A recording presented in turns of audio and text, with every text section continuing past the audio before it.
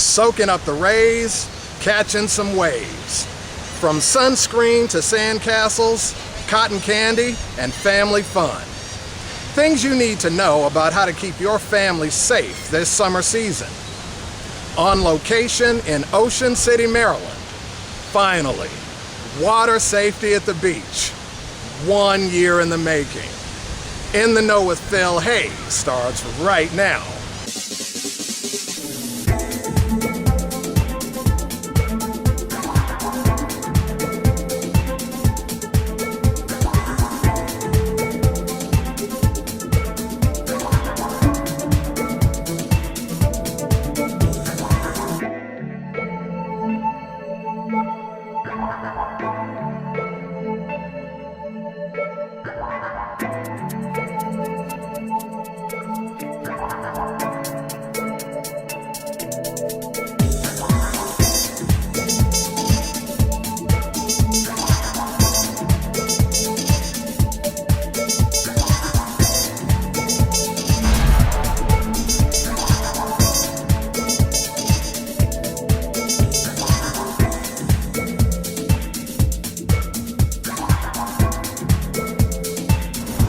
As the hit song goes, hot time, summer in the city. It's beach season, summer season all around the world. A fun time for families everywhere. You might think that this season is without its share of drama. Unfortunately, such is not the case. There are a disproportionately high number of incidents and accidents that take place during this season, mostly at this time of the year. From children who go missing to, unfortunately worse, accidental drownings. You hear about incidents on the news all the time. People who are surfing and may be attacked by a shark, or people who may be swimming in the ocean and perhaps are pulled under the water by a rip current or an undertow. One such group helping to stave off incidents such as these is the Ocean City Beach Patrol, led by Captain Butch Arbin. You're about to find out why they're one of the most successful around in keeping families all over safe during the summer beach season.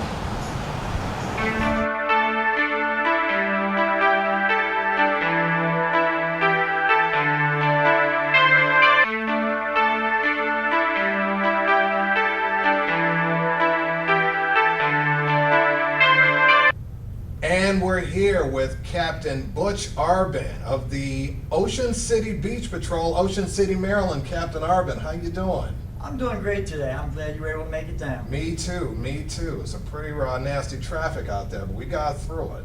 Well, Ocean City is a popular place, and on a Friday, driving down here, you're with all the other tourists. Exactly. Oh, wow. Tell us how you got started with the Ocean City Beach Patrol. Well, first of all, it's 41 years ago. This is my 41st year. I was in high school. There were not age requirements back then. We do have an age requirement now. Came down here. I'm from the Baltimore area. Vacation place. Came down here, saw a lifeguard on the beach, and I thought, man, if I could have that job, life would be great. And boy, wouldn't I be somebody. And truth is, I went back that summer where I lived in Parkville area. I signed up for a place at Woodcroft Pool to take life-saving and swimming lessons. My mom signed me up. I took them with the hope that I could come back the next summer and work. Met a lifeguard on the beach that summer named Mark McCluskey from Tennessee.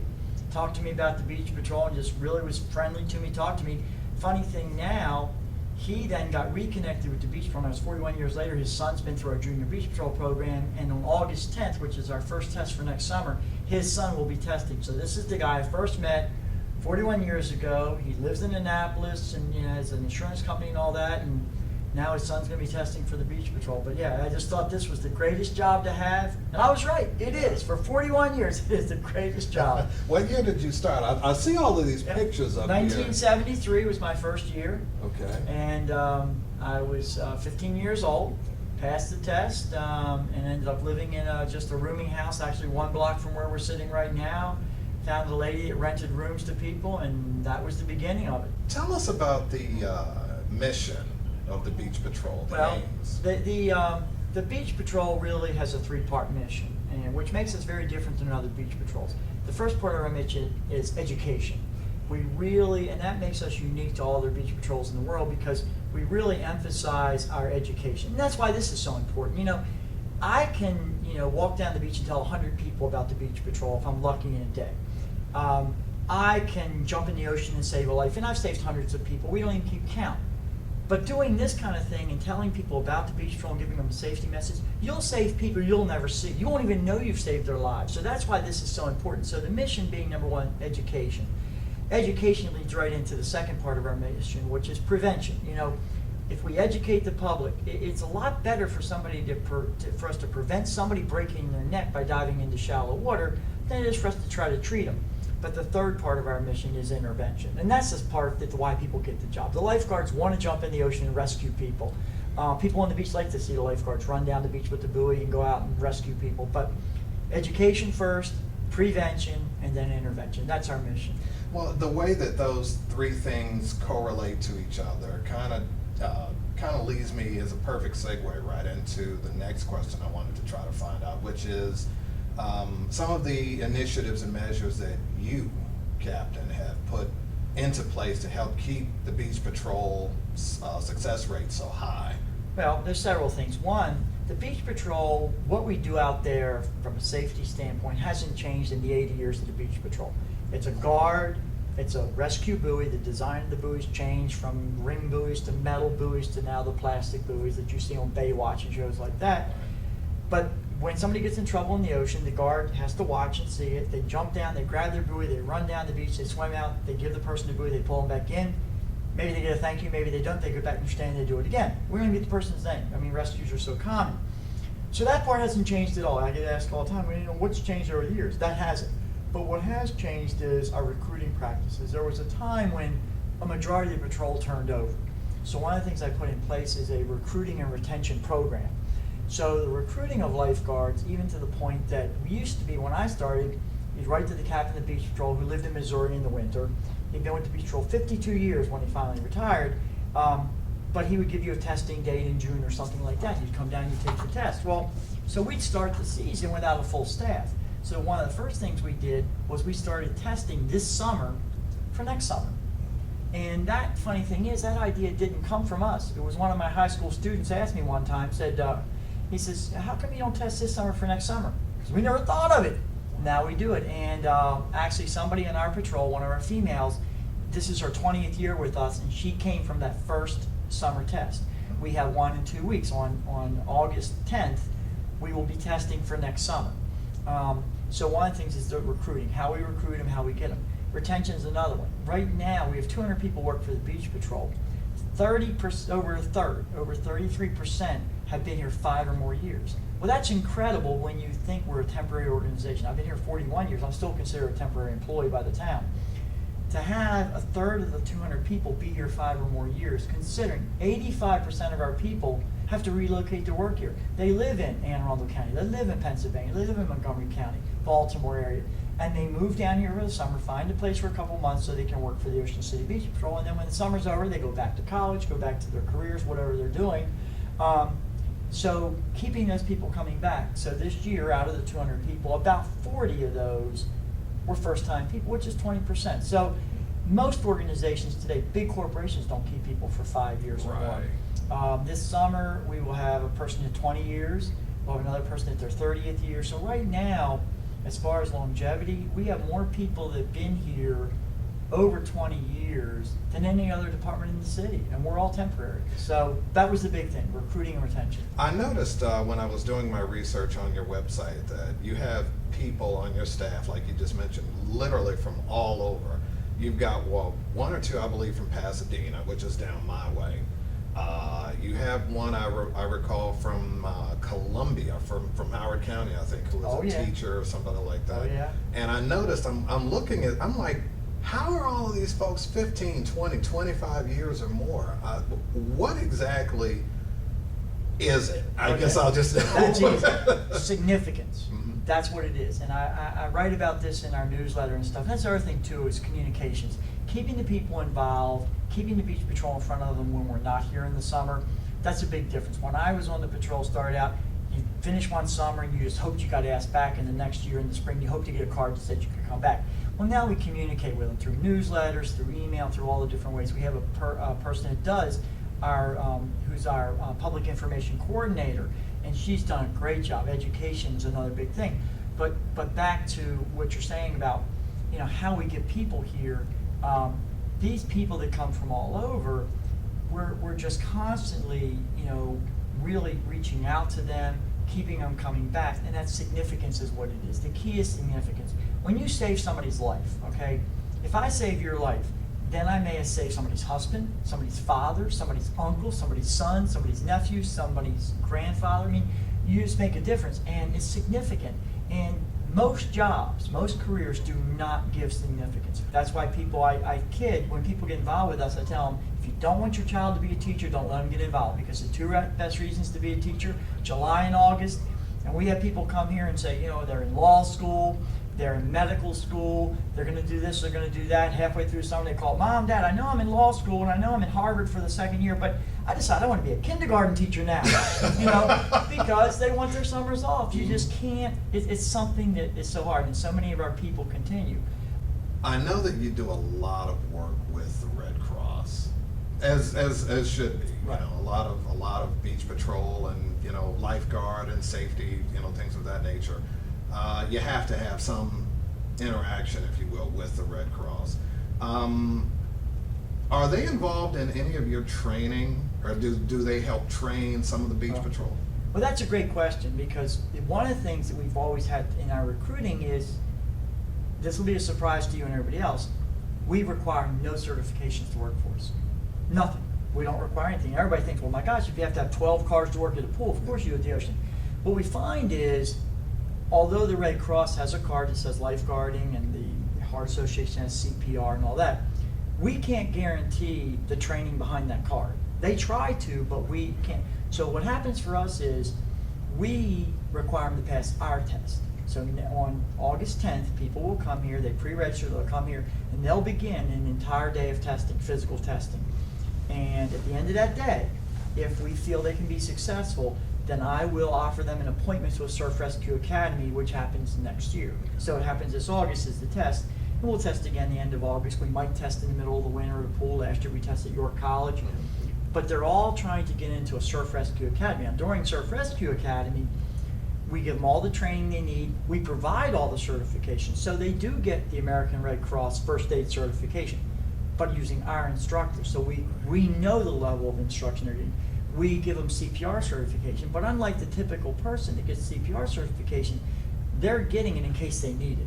We're teaching people that are going to use it. We had a CPR this past week. You know, our people are going to use this stuff.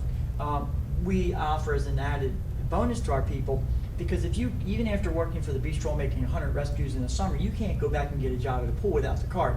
So we offer a course. In fact, we just did yesterday morning, for our people can do what's called cross certification. They go and take a course. We provide it. We have Red Cross instructors, and they get their lifeguarding card. So they don't have to have it to come here, but we have a way for them to get that by doing the extra things that the Red Cross teaches. So we are very involved with the Red Cross, both in the water safety part and in the first aid part. One of the things also that I wanted to try to get across to the people that are watching this show, I don't want to say it because coming from me, it's like, well, you know, what does this guy know? But coming from the expert, obviously, it carries a lot of weight. And that is the importance of learning first aid, basic first aid, and CPR. Yeah, with using CPR as an example, the CPR, if somebody's heart stops, they go into cardiac arrest, they really have only moments before the vital organs in the body, the brain cells, begin to die off. Once that happens, they will not be regenerated. CPR really continues circulating the oxygenated blood. Now, CPR has changed over years. I was one of the original instructors in CPR back in the 70s. Really? Now, it's gotten to the point where it's all video-based. You put in the video and it says in the book, start here, stop here.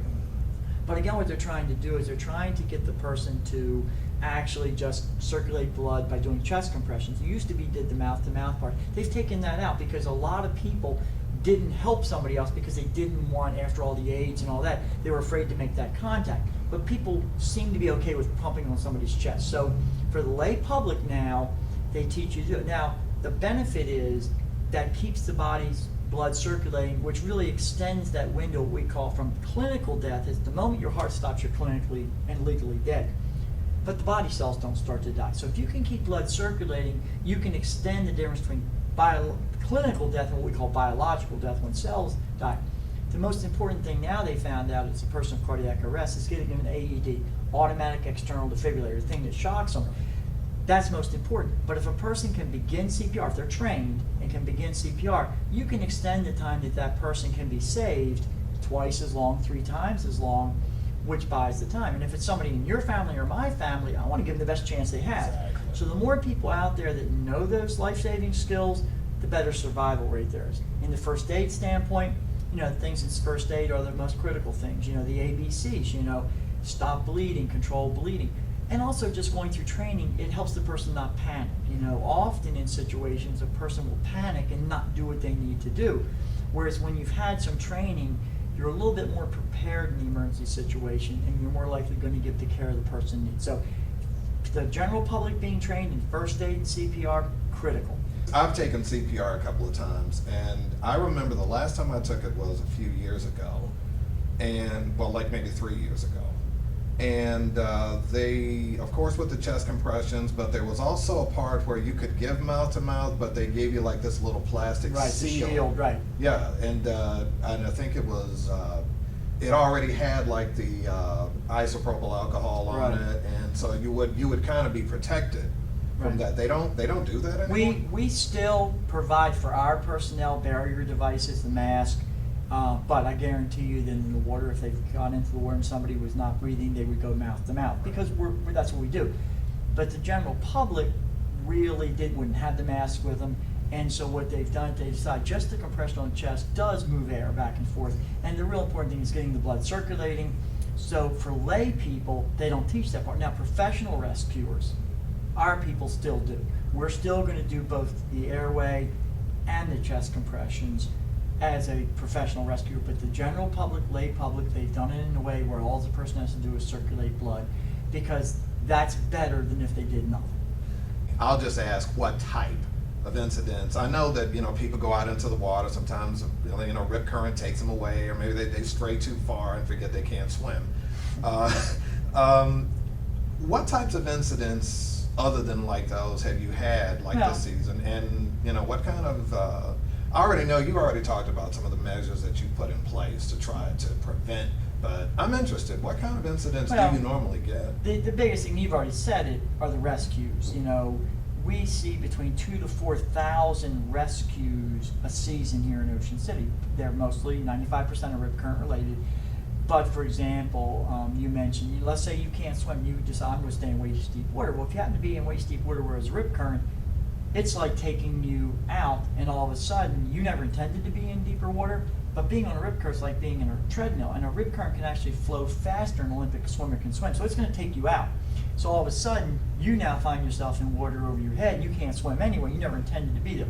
Well, our guards aren't going to wait, so most of those rescues we make are not life and death. They don't want to get to you when you panic. Right. They want to get to you, and in some cases the person's like, I'm okay, but the guard's been watching them. Other than those, another thing we see on the beach are the simple, very rarely a jellyfish sting, those kind of things. Fish hooks, they're in the ocean, a person will step on a fish hook, cuts from shells and things like that. The more serious thing we see are head, neck, and back injuries. People, it's interesting, when people come to Ocean City and come to the beach on vacation, sometimes they don't bring all their common sense with them. They'll run out into the ocean and dive in water that deep. And I can tell you story after story of people who are now paralyzed for life because they dove in water that deep. Now they wouldn't do that in the pool. In the pool alongside says no diving, 2 feet of water. But out there they go running across the beach, they're all excited, and they dive, a shallow dive, hit their head on the bottom, next thing you know they're floating face down. Interestingly, we've developed a technique here in Ocean City to deal with that, which I can talk about in a little bit. Sure. But they, diving in. The other thing is something called shore break. Waves break because they run out of water depth. A wave coming in from the water a wave has depth as much as it has height. When it approaches a sandbar, the wave gets forced up into the top and it can't hold it and it spills. Well, if a wave breaks into the trough, which is the spot between the sandbar and the beach, That's what you want. It breaks in deep water, you're fine. But if we have high tide and the waves are big, the waves don't break, they build, but eventually they're gonna run out of water at the beach, and those waves are breaking on the beach. And if people are riding those waves on the beach, it's like being thrown headfirst in concrete. You can't protect yourself, so dislocated shoulders, broken arms, broken collarbones, but more serious, head, neck, or back injuries. And just this week, we had a situation where the guards are doing the most important skill our guards have is called the scan. They spend all day just doing this, looking back and forth to the guard to the north, guard to the south, back and forth. Unlike the police where they get a call that says, hey, we have this problem, go to it, or fire department, we have a fire, go to it. Our guards have to be on surveillance all day long. They spot something, they make the decision that person needs assistance. Well, the guard the other day was sitting there, and all of a sudden, just see a man floating face down, motionless. Now, there was no struggle, the person hadn't been in a rip current. So in our protocol, the guards go down. If you don't know what happened, you treat it as the most severe. So the technique we developed, the guard came up behind the person, came up under their arms, clamped their head, neck as a single unit they could become a human backward, and then a second guard comes and they take the person out. They laid him down. They look for signs like a bloody nose, abrasion on the forehead, anything shows his head is about. No signs of that. Checked pulse, no pulse. So you have a person there, we don't know if he's had a heart attack or what. So they started CPR on the man, and they protected his neck so he didn't tilt it because of possible neck injury. Transporting him to the hospital, got his pulse back, transporting him to the hospital, turned out he had a fracture of the second cervical vertebrae. Our protocols even though we had no signs or symptoms, no reason to believe that's what happened, that's what we treated at, and it's a good thing because that's what he had. So the man's alive today. I don't know of his prognosis beyond that. Everybody goes to the beach. We want them talking to our lifeguards. Some beaches have signs, don't talk to the lifeguards. No, we want them talking to the lifeguard. Our surf rescue technicians, and that's what we call them, not lifeguards. Our surf rescue technicians have been trained in all this. We have signs on the back of our stands about the rip currents and all this. They need to go up and talk to the surf rescue technician. What are the conditions today? What do I need to know? There's a rip current there, there's a shore break here, and we do something, again, I mentioned education, we do something every Sunday, because a lot of people come to Ocean City on Saturdays, the new people are there, so Sunday's really the first day, they have a new crowd, they pull everybody together, we have a safety seminar, we give them things like first aid kits, pencils, sunscreen, we give things out in brochures, and we talk about safety on the beach. You mentioned something, and I wanted to kind of follow that. A lot of people they, like you mentioned, Baywatch and all of that, they see these beach-oriented shows, and they see the lifeguards, the surf rescue technicians, as you call them, and they've got these flags in their hand, and they're doing all this other stuff, right. And people are like, "What is that?" To me, it's like Morse code for surf rescue technicians. It's the semaphore.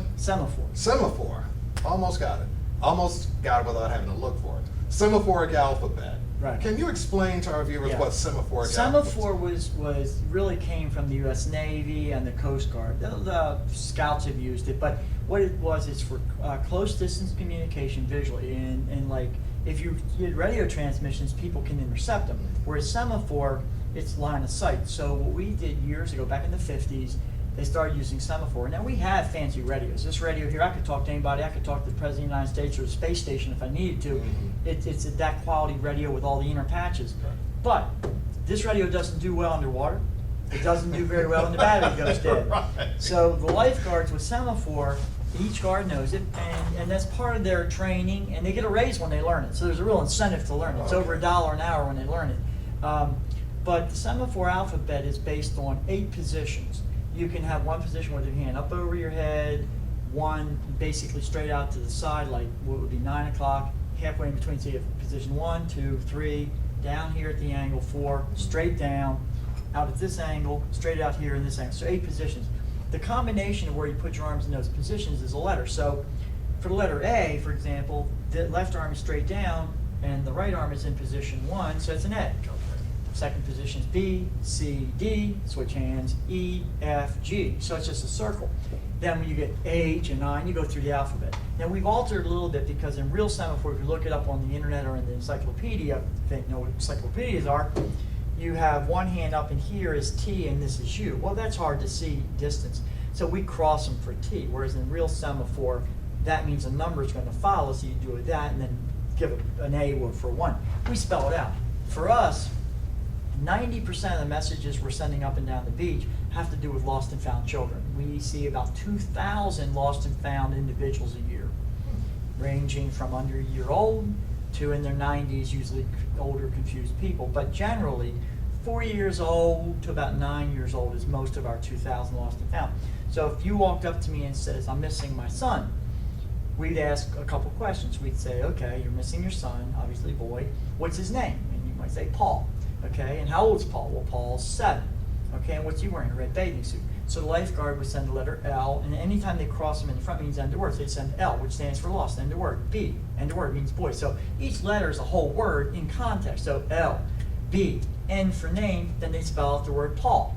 Then they'd say end of word, A for age, and they'd spell out the word, whatever it said, 7, spell out 7, end of word. And if it's red, because our guards wear red bathing suits, they just do this, means bathing suit, and point to themselves.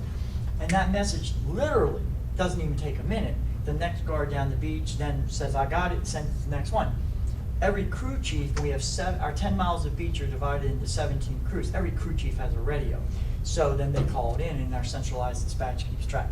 Most lost and found kids are returned within 5 minutes. And like I said, with 2,000 lost and found kids a year, we've never, ever had a child not returned. Wow, really? And we're very good at finding them.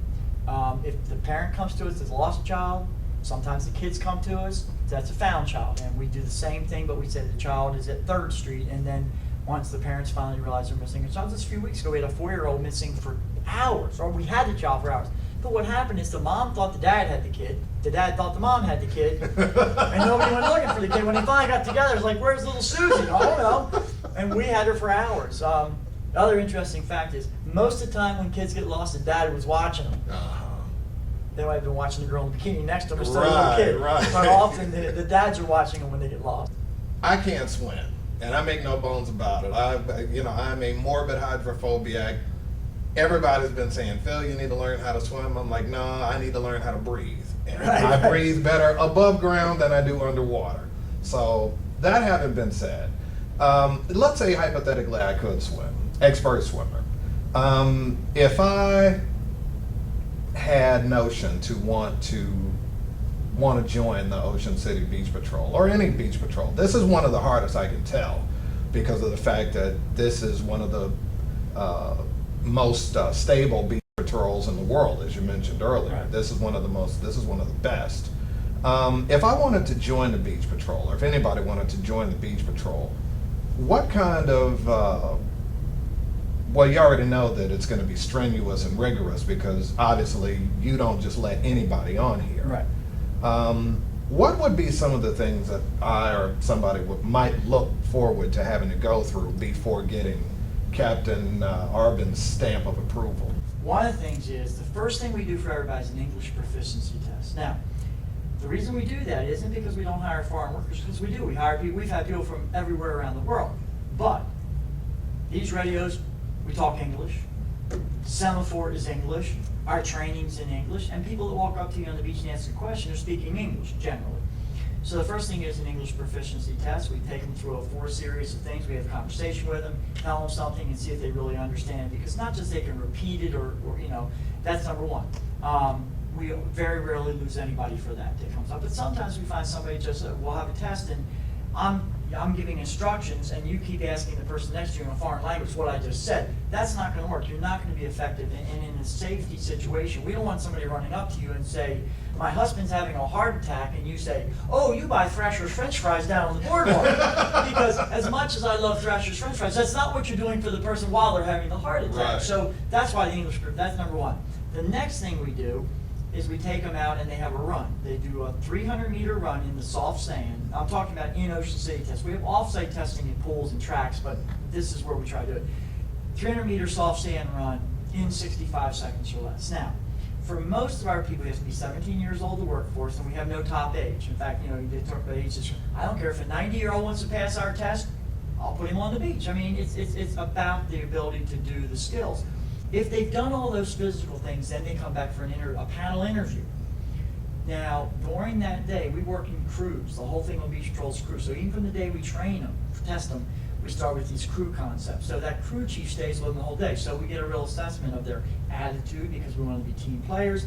We don't want them to be so independent they don't care about the other people they've been paired with. We want to make sure they're encouraging each other because we're a team, we're a family. We need to see that. So If they've done that, they come to this interview, we ask them some questions, why do you want to be a guard? We had people one time said, I want to be a guard because I want to meet girls. We didn't hire them. Wrong answer. You don't say that in an interview. I mean, that may be the reason, don't say it. We didn't hire them, and they were surprised, but we really need to keep that professionalism up. So they go through the interview, and the last thing that happens is they come to me in my office, and I look at all the information from the day, their times, their recommendations from the interview, and if everything's going well, I offer them an appointment to Surf Rescue Academy, which will occur a year later. And then throughout that winter, I'll be writing them letters and keep them in touch, send them things they need to read.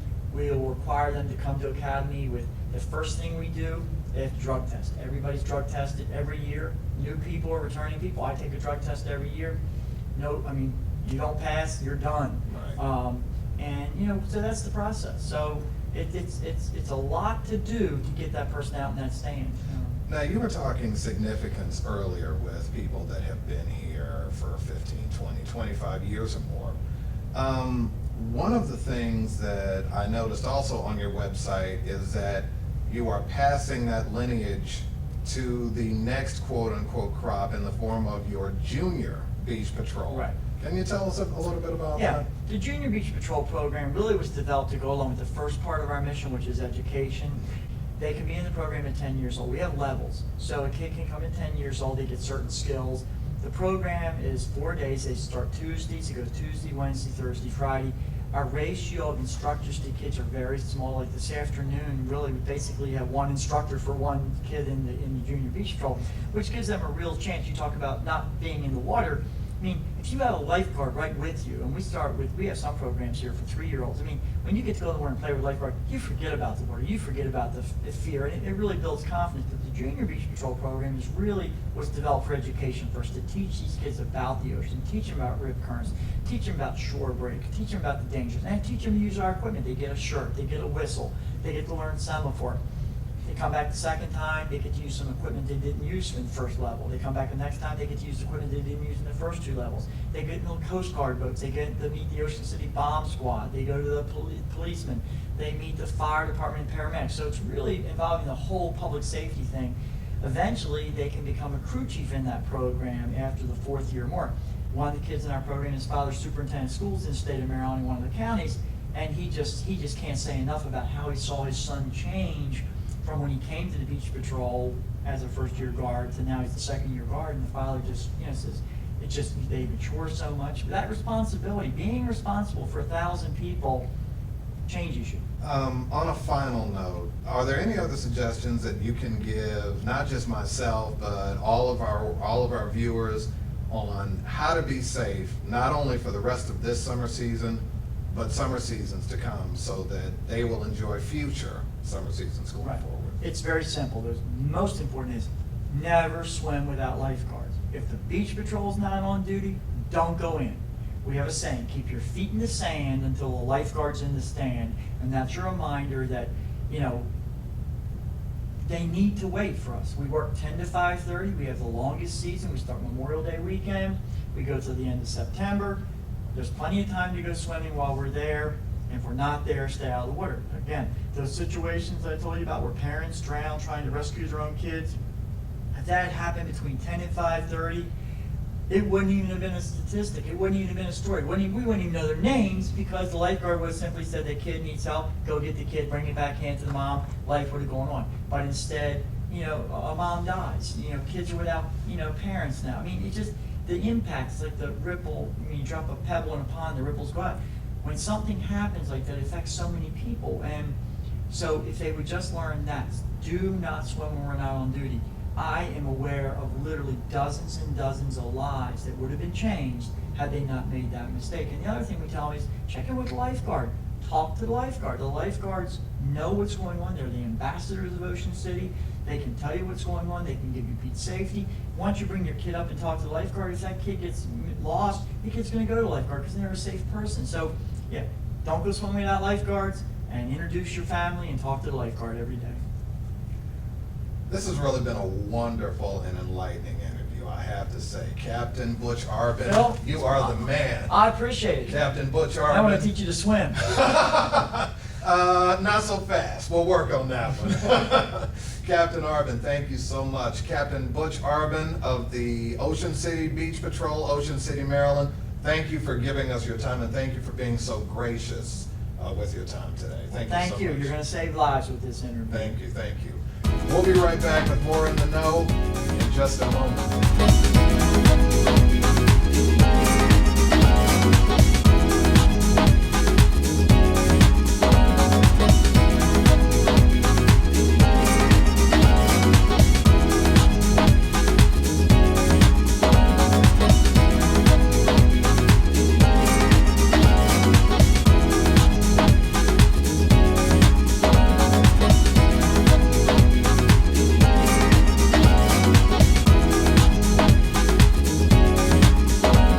The Ocean City Beach Department has been recognized as one of the best in the world in keeping beachgoers safe. But it can't always be up to them. We have to do our part to become better informed. Captain Arbin spoke about education, which leads to prevention of tragic incidents at the beach. Before we go any further, there are two people I'd like to say a special assistance and thank you to for their special assistance in helping me to put this video together for you. The first is my good friend Mike Williams and his entire staff at K-Coast Surf Shop in Ocean City, Maryland. The second is a bit more personal. My mom and dad always told me, if you're gonna do something, you gotta look the part. For the last 9 months, I've been working out with my great friend and personal trainer, Paul Sakanga. Paul has put me through a series of grueling workouts. I can't tell you, I've lost 45 pounds, and to be honest with you, I'm in the best shape of my life. I had to be able to do that to put this show with some level of credibility. Frankly, if it wasn't for Paul Sakanga, I wouldn't be able to fit into this wetsuit the way that I have. So thank you, Mike, and thank you, Paul. There's a line in one of my favorite movies that goes, "Not having is no excuse for not getting."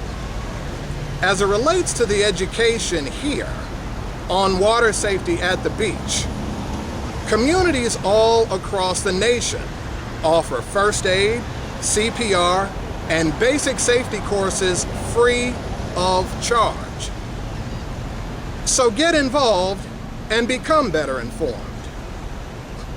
You never know.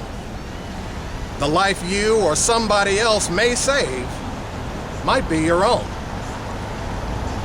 I'm Phil Hayes, on location, and you're in the know. We'll see you next time.